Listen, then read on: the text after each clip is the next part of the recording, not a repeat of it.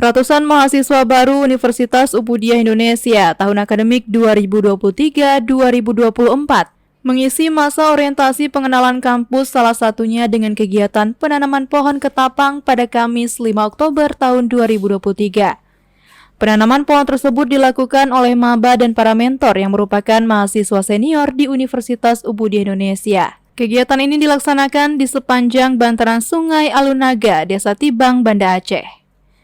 Penanaman pohon tersebut adalah salah satu kegiatan yang dilakukan para mahasiswa Universitas Ubudiah Indonesia sebagai aksi peduli dan pelestarian lingkungan pada acara bertajuk Welcome New Student tersebut. Selama masa orientasi, para mahasiswa baru diberikan pemahaman tentang visi misi universitas, program bimbingan, dan gambaran perkuliahan. Selain itu, mahasiswa baru juga diberikan informasi perihal akademik dan non-akademik, serta memberikan semangat agar mahasiswa baru mengikuti perkuliahan dengan baik. Dari Kota Banda Aceh, Tim Liputan UBI On TV melaporkan.